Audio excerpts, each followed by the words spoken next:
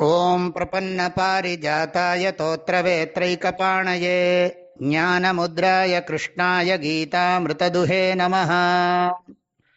பிரகிருதேர்குணசம்மூடாः சஜ்ஜந்தே குணகர்மசு தான கிருத்ஸ்னவிதோ மந்தான் கிருத்ஸ்னவின்ன விசாலயேத்.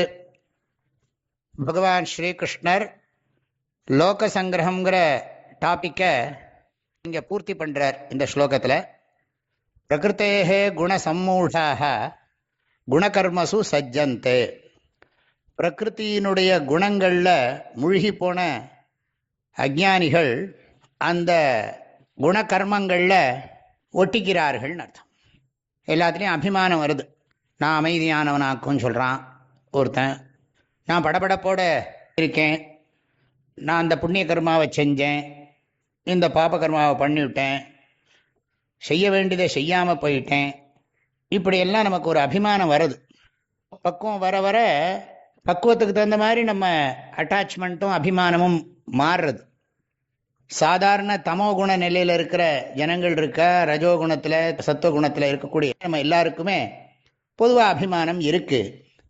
பகவான் அதை சொல்கிறார். அஜ்ஞானி என்ன பண்ணுறான்? பிரகிருத்தேஹே குணசம்மூடாக சஜ்ஜந்தே குணகர்மசு. அந்த குணங்கள்லையும் கர்மத்திலையும் தன்னை அபிமானிச்சுக்கிறான், ஒட்டிக்கிறான்னு அர்த்தம். நான் பாபத்தை பண்ணினேங்கிறோம், புண்ணியத்தை பண்ணினேங்கிறோம், நான் ரெண்டும் கலந்து பண்ணிட்டேங்கிறோம், என்னெல்லாமோ இருக்கு இல்லையா வாழ்க்கையில். மேலே வர வர நம்மளை நாம் அனலைஸ் பண்ணினா சிலதெல்லாம் தெரியும். ஆனால் சில பேருக்கு அதுவே தெரியாது, தாங்கள் என்ன பண்ணின்னு இருக்கோங்கிறதே தெரியாது. தாமச கர்மா பண்ணுறேனா ராஜச கர்மா பண்ணுறேனா தெரியும். அவர் சொல்கிறதுலேருந்து நம்ம புரிஞ்சுக்கணும். எப்படி ஒரு மனோ தத்துவ டாக்டர் மனநோயாளிகிட்ட இருந்து பேச்சிலிருந்தே அவரோட மனசு அவருடைய சுபாவத்தை புரிஞ்சுக்கிறாரோ அதை வச்சு அதுக்கு தகுந்த வைத்தியம் பண்ணுறார். அது மாதிரி நாமளும் நம்மளுடைய சுபாவத்தை ஜட்ஜ் பண்ணி புரிஞ்சுக்கலாம், நம்மளை சுற்றி இருக்கக்கூடிய ஜனங்களுடைய சுபாவத்தையும் புரிஞ்சுக்கலாம். ஆனால் நமக்கு ரொம்ப முக்கியம் நம்மளை சரி பண்ணிக்கிறது தான்.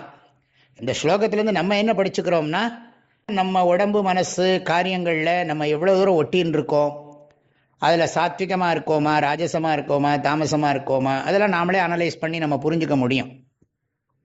அப்படி அஞ்ஞானிகள் இதில் ஒட்டி கொள்ளுகிறார்கள். இந்த உடம்பு மனசு புத்தி எல்லாமே பிரகிருத்தியினுடைய குணம். அதனால் அது காரியத்தை பண்ணிகிட்டே இருக்கு. அதோட தன்னை அபிமானிச்சுக்கிறான் அஞ்ஞானின்னு சொல்கிற. தான் அகிருத்சனவிதோ மந்தான். வாழ்க்கையில் அவங்களுக்கு நிறைவே இல்லை. அகிருத்சனவித்துன்னா, கிருத்சனம்னா முழுமை பூர்ணம்னு அர்த்தம், வித்துனா அறிந்தவன் அர்த்தம்.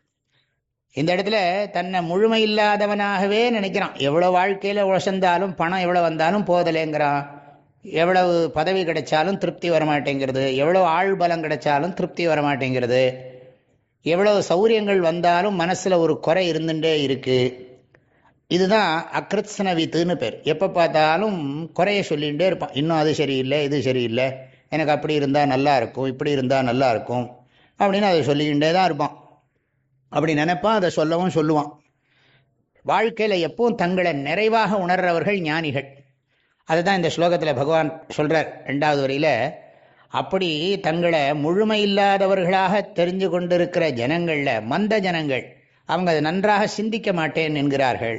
சாஸ்திரத்தையோ குருவையோ சார்ந்திருந்து முறையாக சிந்திக்கிறதுக்கு அவர்கள் நேரம் ஒதுக்கிறது இல்லை. ஆனால் ஞானி என்ன பண்ணணும்னா, அவன் கூடவே இருந்து அவனை நல்ல வழிக்கு மாற்றி விடணுங்கிறார். இதில் கிருத்ஸ்னவிதா தானு அகிருத்ஸ்னவிதோ மந்தானு. அந்த முழுமையானதாக தங்களை உணராத மந்தமான ஜனங்களை, பிரகிருதி குணத்தோடு தன்னை சம்பந்தம் வச்சுருக்கிற அந்த ஜனங்களை, அதுவே தான் நான் நினச்சிட்டு இருக்கான். பிரகிருதியும் குணங்களுமே தான் நான் நினச்சிட்டு இருக்கான். எனக்கு வேறானதாக பிரகிருதி குணம் இருக்குன்னு தெரியல. ஆனால் பிரகிருதிக்கு குணமெல்லாம் எனக்கு வேறாக இருக்குன்னு தெரிஞ்சு தன்னை முழுமையாக உணர்ந்தவர்கள். எனக்கு ஒரு குறையும் இல்லை, நான் பரிபூர்ணமானவன், பிரகிருதியும் குணமும் அதில் குறை இருக்கும், அதோட நான் என்னை சேர்த்துக்க மாட்டேன் அப்படின்னு விவேகத்தோடு இருக்கிற ஞானி இருக்கானே, கிருத்ஸ்னவிதா ஞானிகள்ங்கிற. ந விசாலையே, அவர்களை குழப்பக்கூடாது. அவங்க கூடவே இருந்து நம்ம பற்று இல்லாமல் கர்மம் பண்ணி காட்டணும். நம்ம பற்று இல்லாமல் கர்மம் பண்ணுற போது, நீ எப்படி இவ்வளவு காரியம் பண்ணுற ஆனால் அதனால் பாதிக்கப்படாமல் எப்படி அமைதியாக நீ இருக்க அப்படின்னு நம்மளை கேட்குற போது, அதுக்கு காரணம் ஈஸ்வர பக்தி ஞானந்தான்ப்பா காரணம். அப்படியா, எனக்கு அதை சொல்லிக்கூட அப்படின்னு அவன் கேட்கணும். அப்படி அவனை கூடவே இருந்து அவனை திருத்தணுமே தவிர அவனை போட்டு நீ பண்ணுறதெல்லாம் உனக்கு அறிவில்லாமல் வேலை செய்கிற, நீ முட்டாள், உனக்கு பக்குவம் இல்லை அப்படின்லாம் அவனை சொல்லக்கூடாது அப்படிங்கிறார் இந்த ஸ்லோகத்தில் பகவான். அதுதான் இந்த ஸ்லோகத்தினுடைய விஷயம்.